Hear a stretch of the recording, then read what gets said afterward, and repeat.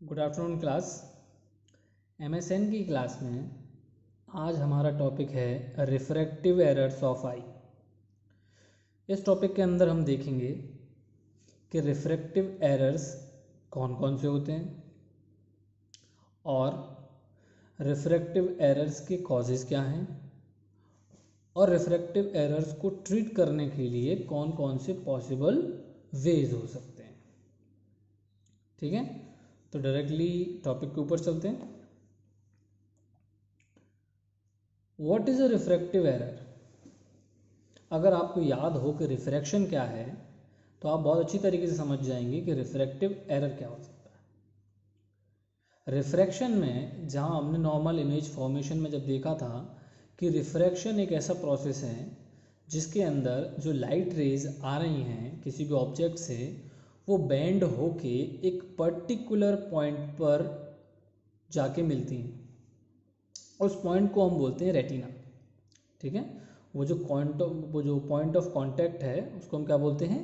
Retina. ठीक है, तभी एक नॉर्मल इमेज फॉर्मेशन होता है। रिफ्रैक्टिव एरर का मतलब कि जो लाइट रेज आ रही हैं वो रेटिना पे ना फोकस होके या तो रेटिना से पहले या फिर रेटिना के बाद में जाके फोकस करें। ठीक है, रिफ्रैक्टिव एरर एक ऐसी कंडीशन जिसमें कि जो लाइट रेज हैं वो फोकस नहीं कर पा रही रेटिना के ऊपर। ठीक है, जहाँ पर उसको फोकस करना चाहिए एक पर्टिकुलर पॉइंट पे, वहाँ वो फोकस नहीं कर पा रही। हम इसमें देखेंगे कि कई सारे ऐसे एरर्स देखने को मिले जहाँ पर जो लाइट रेज हैं वो रेटिना से पहले ही फोकस कर गई या फिर लाइट रेज रेटिना के बाद में जाके फोकस की, और कुछ केसेस में ये भी देखा गया कि एक पर्टिकुलर पॉइंट ना होने के बाद वो कई सारे पॉइंट्स में बट गई। मतलब कि एक ही रेज का कई सारे पॉइंट ऑफ कांटेक्ट। ठीक है, ये किस वजह से होते हैं इसके बारे में बात करते हैं। अगर कोई भी एबनॉर्मेलिटी आती है उन स्ट्रक्चर्स में जो रिफ्रैक्शन से जुड़े हुए हैं, ठीक है, जैसे कि हमने बात किया था कि कॉर्निया और लेंस दो मोस्ट इम्पॉर्टेंट ऑर्गन्स हैं जो रिफ्रैक्शन कराते हैं। ठीक है, कॉर्निया लाइट रेज लेंस पे डालती है और लेंस उन लाइट रेज को रिफ्रैक्ट करा के रेटिना पे फोकस कराता है। अगर मान लीजिए इन दोनों ऑर्गन्स के अंदर कोई एबनॉर्मेलिटी आ गई तो रिफ्रैक्टिव एरर हो जाएगी। वहीं और क्या हो सकता है, और अगर आई बॉल के शेप में कोई भी चेंज आता है, ठीक है, जो नॉर्मल आई बॉल है जो स्फेरिकल शेप का है, अगर उस शेप में कोई भी चेंज आता है उसकी वजह से भी रिफ्रैक्टिव एरर हो सकते हैं। आगे देखिए कि जो रिफ्रैक्टिव एरर ये ब्लाइंडनेस कॉज नहीं करते। ठीक है, रिफ्रैक्टिव एरर का मतलब ये नहीं है कि आदमी अंधा हो जाएगा। ठीक है, ये ब्लाइंडनेस कॉज नहीं करते। ये क्या करते हैं? इम्प्रॉपर विजन और ब्लर्ड इमेज फॉर्मेशन करते हैं। ठीक है, आगे देखिए जो फर्स्ट रिफ्रैक्टिव एरर है जिसके बारे में आज हम बात करेंगे उसका नाम है मायोपिया। ठीक है, मायोपिया जिसका कि दूसरा नाम नियर साइटेडनेस। ठीक है, इसका दूसरा नाम क्या है? Near sightedness. एक ऐसी कंडीशन जिस कंडीशन में जो लाइट रेज हैं वो रेटिना से पहले ही फोकस कर जाते हैं, रेटिनल सरफेस से पहले ही फोकस कर रही हैं। आप देखिए स्क्रीन में इमेज में कि नॉर्मल विजन में क्या है, लाइट रेज आ रही हैं रेटिना के ऊपर फोकस कर रही हैं, वहीं मायोपिया में जो लाइट रेज हैं वो रेटिना से पहले ही फोकस कर जा रही हैं। ऐसा कब हो सकता है? जब जो लेंस है उसकी रिफ्रैक्टिव पावर बहुत ही ज़्यादा स्ट्रॉन्ग हो। ठीक है, नॉर्मल से कई ज़्यादा हो जाए। ऐसा कब हो सकता है? थोड़ा सोचिए, रिफ्रैक्टिव पावर ज़्यादा कब हो सकती है? रिफ्रैक्टिव पावर ज़्यादा तब हो सकती है जब लेंस ज़्यादा थिक हो जाए। ठीक है, एक ऐसी कंडीशन जिसमें कि लेंस जो है वो थिक हो जाए। इसके और भी कॉजेज़ हैं लेकिन उन्हीं कॉजेज़ में से एक है कि लेंस जो है वो ज़्यादा थिक हो जाए। थिक हो जाएगा तो लाइट जो रेज आ रही हैं वो ज़्यादा ट्रैवल नहीं कर पाएंगी और रेटिना से पहले ही वो फोकस कर जाएंगे, उनका पॉइंट ऑफ कांटेक्ट रेटिना से पहले ही बन जाएगा। आगे देखिए, इस कंडीशन में हमें मेनली क्या देखने को मिलता है कि जो पर्सन है वो पास की चीज़ें बहुत अच्छी तरीके से देख लेता है और दूर की चीज़ें उसको देखने में प्रॉब्लम होती है, ठीक, क्योंकि लेंस थिक हो चुका है तो दूर से लाइट रेज आती हैं उनको वो रिफ्रैक्ट करा नहीं पाता रेटिना के ऊपर, ठीक। जैसे कि आपने अभी इसका नाम देखा, इसका नाम था नियर साइटेडनेस, तो इसका मतलब ये नहीं है कि पास की चीज़ देखने में कोई डिफ़िकल्टी होगी, ठीक है, नाम से ये उल्टा है। नियर साइटेडनेस मतलब कि पास के ऑब्जेक्ट क्लियरली देखेगा। आगे देखिए, इसका और कॉज क्या हो सकता है। सबसे बड़ा कॉज है इसका कि जो आई बॉल है, ठीक है, जो आई बॉल का शेप है वो नॉर्मल से बड़ा हो जाए। देखिए, ये जो नॉर्मल आई बॉल का शेप था, इसमें मान लीजिए कि आई बॉल का जो रेटिनल सरफेस है वो बड़ा हो जाए। बड़ा होने का मतलब कि रेटिनल सरफेस पीछे की तरफ चला जाए।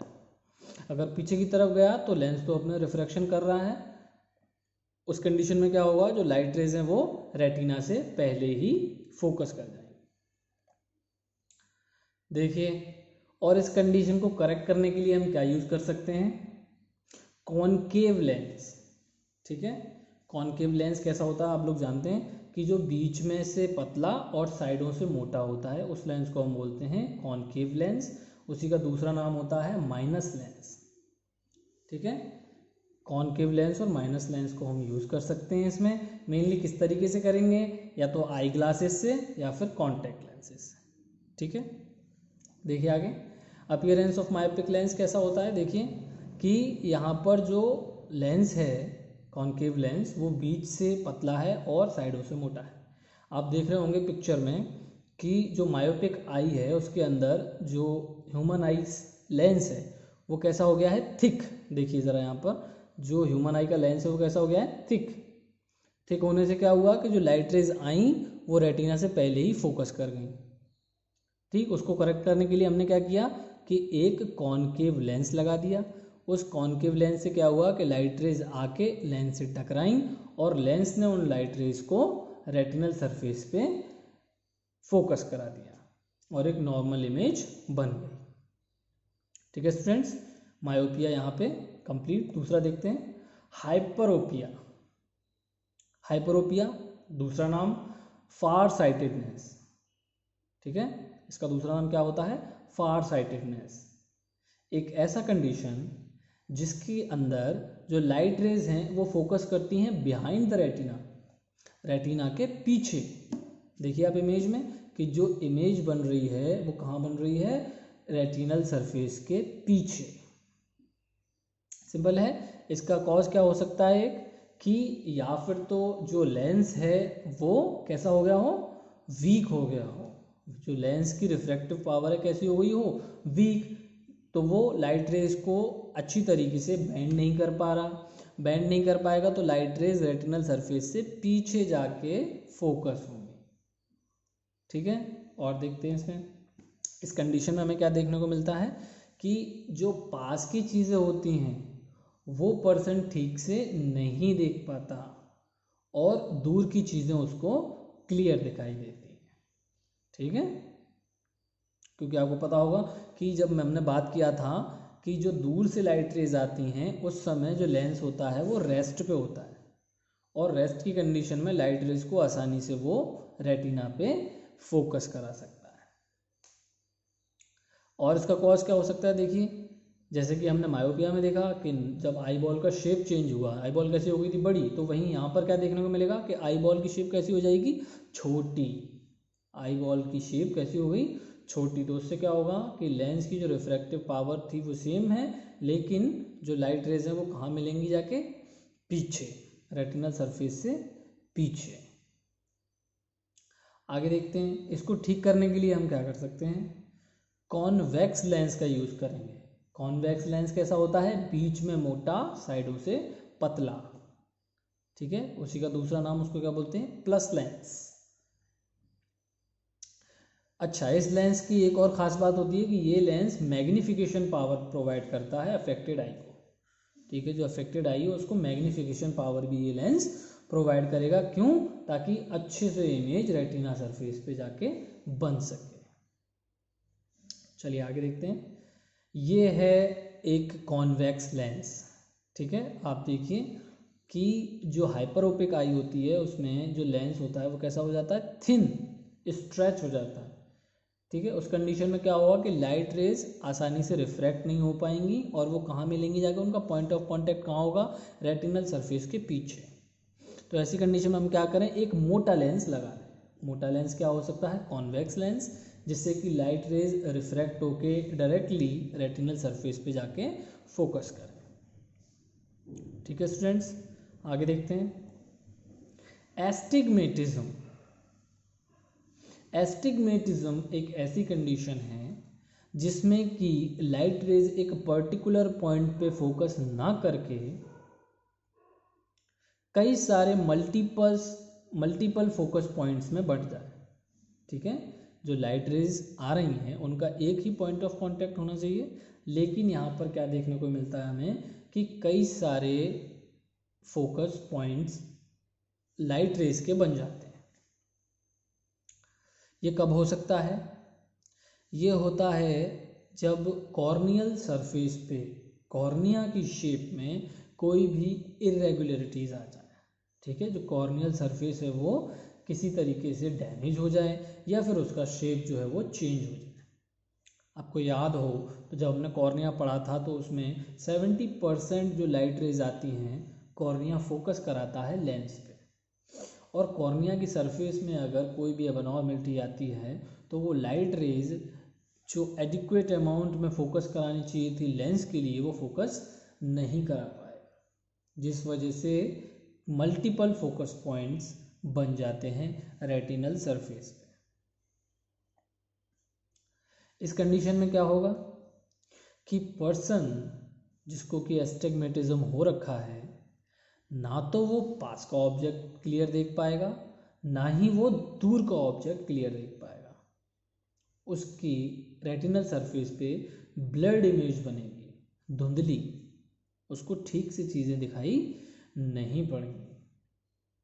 अब इस कंडीशन को ट्रीट करने के लिए हम कौन सी चीज़ यूज़ कर सकते हैं, इसको ट्रीट करने के लिए हम यूज़ करते हैं सिलिंड्रिकल लेंस।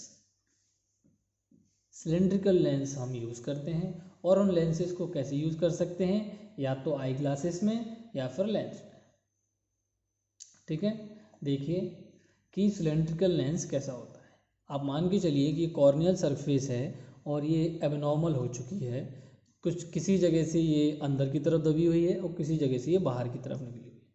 तो हम सिलेंड्रिकल लेंस लगाने का हमारा मेन पर्पज़ क्या है कि जितनी भी लाइट रेज आएंगी उनको एक ही रिफ्रैक्टिव पावर से रिफ्रैक्ट करा के रेटिनल सरफेस पे फोकस कराया जा सके, इसलिए हम यूज़ करेंगे सिलिंड्रिकल लेंस। ठीक है स्टूडेंट्स, आगे देखिए। प्रेसबायोपिया। प्रेसबायोपिया एक ऐसा कंडीशन है जिसमें कि जो लेंस है, ठीक है, ह्यूमन आई का जो लेंस है वो कैसा हो जाता है, हार्ड, और जो उसकी इलास्टिसिटी है वो कैसी हो जाती है, वीक। आपको याद हो जब नॉर्मल इमेज फॉर्मेशन हम पढ़ रहे थे तो उसमें हमने देखा था दो मैकेनिज्म होते हैं, एक रिफ्रैक्शन और एक एकोमोडेशन। तो रिफ्रैक्शन के बारे में भी हमने 3 डिसऑर्डर्स देखे, 3 एरर्स देखे कि वो रिफ्रैक्ट नहीं करा पा रहे आईबॉल को ठीक, वो लाइट रेस को ठीक से। वहीं जो प्रेसबायोपिया है ये एरर है एकोमोडेशन का, ठीक है। इस कंडीशन में क्या हो रहा है कि जो लेंस है वो हार्ड हो गया है और उसकी इलास्टिसिटी कैसी हो गई है, वीक, ठीक। तो लेंस अपने आप को एडजस्ट नहीं कर पा रहा, अपने आप को थिन और थिक नहीं कर पा रहा है। ऐसी कंडीशन में क्या होगा, देखिए ऐसी कंडीशन कब अराइज होती है वो देखें। पहले तो ये एडवांस्ड एज की वजह से होती है, जब पर्सन ओल्ड एज में पहुंचता है तो ओल्ड एज की वजह से क्या होता है कि जो लेंस है वो अपनी इलास्टिसिटी खो देता है, ठीक। आगे देखते हैं। ऐसी कंडीशन में क्या होगा कि जब लेंस अपने आप को एकोमोडेट नहीं कर पा रहा है, अपने शेप को चेंज नहीं कर पा रहा, तो ऐसी कंडीशन में क्या होगा, ना तो उसको नियर बाय ऑब्जेक्ट देखने को मिलेंगे और ना ही उसको फार ऑब्जेक्ट ठीक से देख पाएगा, ठीक है। क्या लिखा है इसमें, with the age the lens loss its accommodation ability.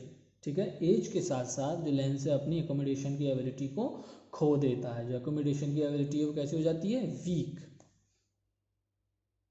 ठीक है, तो ना तो वो पास के ऑब्जेक्ट क्लियरली देख पाएगा, ना ही दूर के।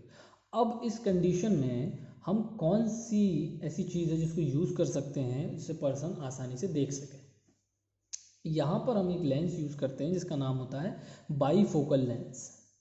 बाईफोकल लेंस, इसके बारे में हम बात करते हैं। बाईफोकल लेंस क्या होता है?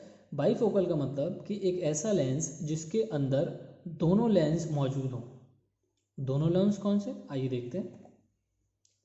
आप इस इमेज में देखिएगा, ये एक स्पेक्टिकल है जिसके अंदर आपको दोनों जो लेंसेज हैं वो देखने को मिलेंगे। इसको हम बोलते हैं बाईफोकल लेंस। बाईफोकल लेंस कैसे, जिसमें कि कॉनकेव लेंस भी होगा और जिसमें कॉन्वेक्स लेंस भी है।